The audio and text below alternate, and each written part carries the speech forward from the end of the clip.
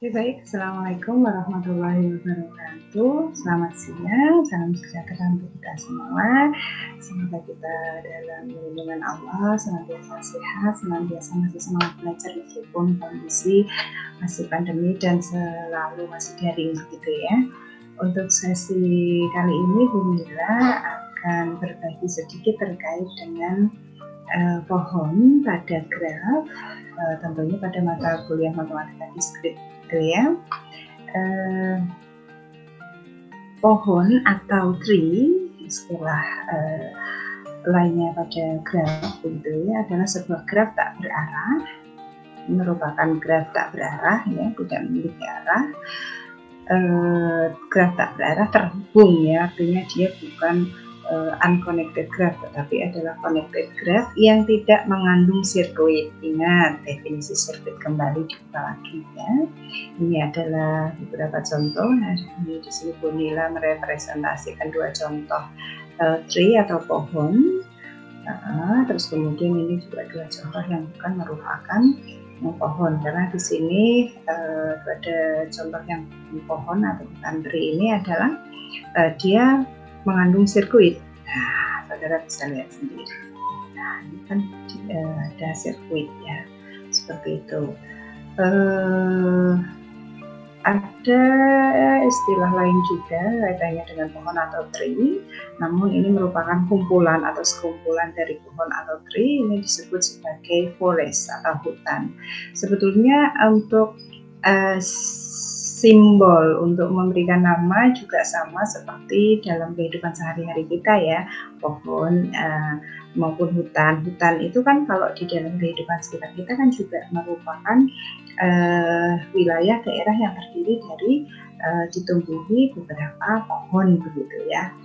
Sama juga istilah di dalam graf ini. Untuk hutan merupakan kumpulan pohon atau tree yang saling lepas, artinya dia tidak saling terhubung. Nah, satu contoh ini pada gambar ini.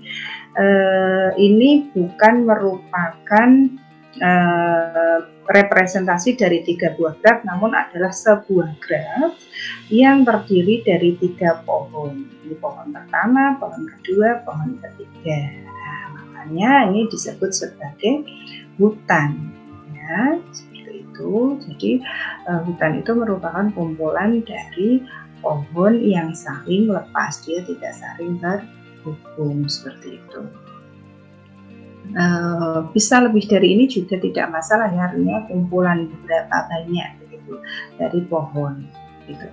Untuk graf tidak terhubung yang tidak mengandung sirkuit ini juga ya, artinya tidak terhubung, unconnected graph yang tidak mengandung sirkuit, tidak boleh ada sirkuit. Kalau ada sirkuit artinya dia bukan merupakan pohon atau tree, nah artinya juga bukan merupakan hutan seperti itu. Untuk sifat-sifat pohon atau tree sendiri, katakanlah misalkan G yang merupakan V, E, vertex, edge atau sisi adalah graf tak berarah gerhana dan jumlah simbolnya M, maka semua pernyataan di bawah ini adalah ekuivalen, adalah benar ya. G adalah pohon. Setiap pasang simpul di dalam G terhubung dengan lintasan tunggal ya. Terus kemudian G terhubung dan memiliki M sama dengan N dikurang 1 buah sisi ya. Terus G tidak mengandung sirkuit dan memiliki M sama dengan N dikurang 1 buah sisi. G tidak mengandung sirkuit dan penambahan satu sisi pada graf akan membuat hanya satu sirkuit saja ya. G terhubung dan semua sisinya adalah jembatan gitu ya. Nah, untuk pohon rentang atau spanning tree, pohon rentang dari graf terhubung adalah upagraf atau disebut istilahnya adalah subgraf. Upagraf atau subgraf itu merupakan bagian dari graf begitu ya. Merentang yang berupa pohon ya. Pohon merentang diperoleh dengan memutus sirkuit di dalam graf. Katakanlah seperti ini ya, ini graf G, kemudian direntangkan. Nah, ini merupakan upagraf ya, upagraf dari G ini. Jadi ada T1, T2, T3, T4 seperti seperti itu ya. Oke, setiap graf terhubung mempunyai paling sedikit satu buah pohon merentang gitu ya. Ini graf ini kemudian direntangkan menjadi sekian, ada 4 buah pohon merentang gitu.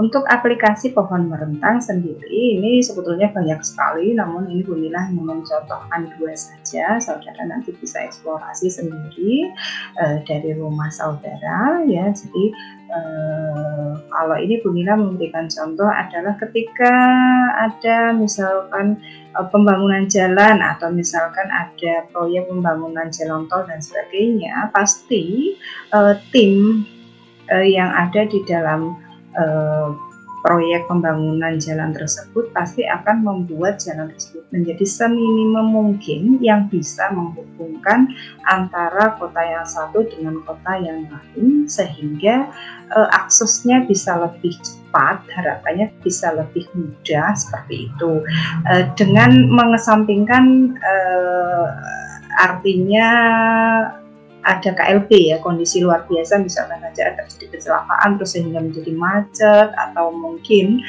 armadanya melebihi ruas jalan yang ada, itu kan di luar, artinya di luar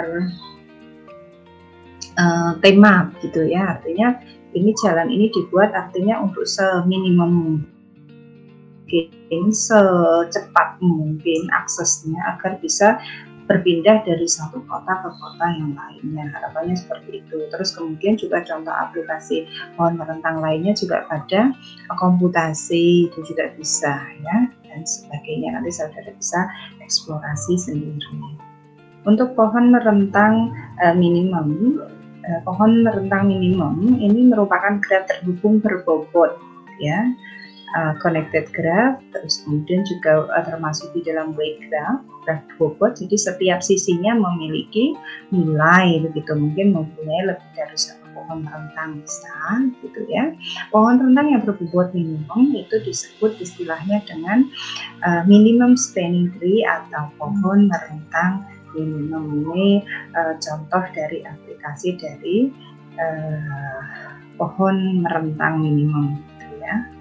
Nah, untuk seperti apa saja sih atau algoritma apa saja sih yang bisa diaplikasikan? Nah, ini ada 2 di sini. Bu Mila menulis ya, ada 2 sejarawan. Dari yang pertama adalah sejarawan dari algoritma Prim atau Prim's algorithm. Ini adalah pencetus dari teori graf begitu ya. Pencetus teori graf, saudara nanti bisa searching sendiri pada laman ini ya. Beliau siapa, bagaimana fitrahnya, apa saja ya, nanti bisa di searching. Terus ini juga ada sejarawan lagi,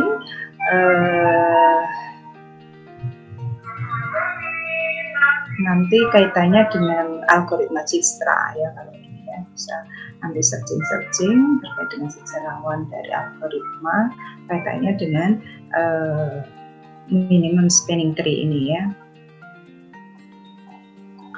Untuk teori algoritma Prim tersendiri itu merupakan suatu langkah untuk membuat pohon atau tree tersebut dengan cara memilih atau mengambil sisi dari graf yang memiliki bobot minimum. Jadi mengambil sisi yang pertamanya, yang utamanya adalah mengambil sisi yang memiliki bobot rendah, terkecil, yang paling bobot yang paling minim begitu, dan bersisian dengan simpul di dalam pohon, tetapi sisi tersebut tidak boleh terbentuk sirkuit di dalam pohon tersebut gitu. Untuk langkah-langkahnya untuk algoritma Prim ini nanti diambil langkah-langkah mengambil sisi dari graf yang berbobot minimum, langkah pertama ya. Jadi bobot terkecil, bobot terendah, bobot paling minim itu diambil dulu, sisi yang memiliki bobot minim, kemudian memasukkannya di dalam pohon, artinya direpresentasikan, digambarkan di dalam bentuk pohon nanti, terus kemudian pilih sisi berikutnya yang mempunyai bobot minimum yang bersisian dengan pohon tersebut tentunya, namun sisi tersebut tidak membentuk sirkuit di dalam pohon. Kemudian dimasukkan lagi, direpresentasikan di dalam gambar, ulangi sampai sampai 2 langkah untuk pohon merentang terbentuk, kemudian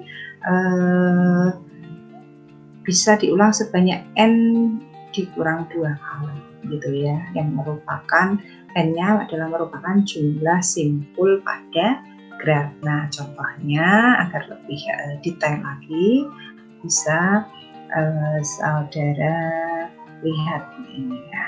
Nah, nih untuk minimum spinning tree dengan algoritma print ini saudara bisa lihat, ini merupakan sebuah gambar sebuah graf berbobot. Ini masih asli, masih ori.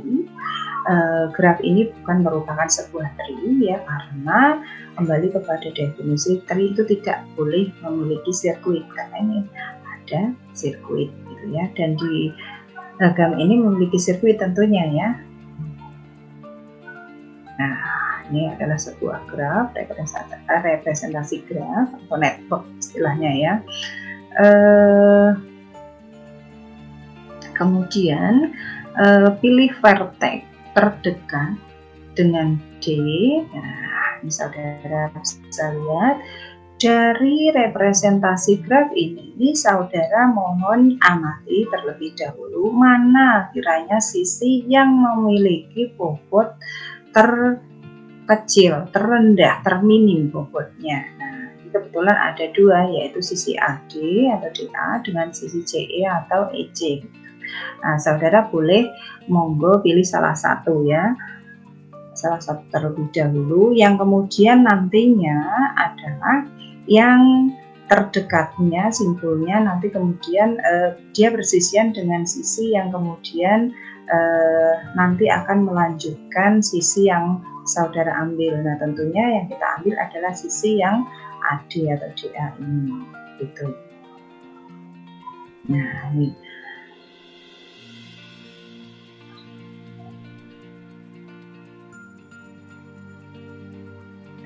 kita highlight ini ya, sisi DA terus kemudian atau AD ini.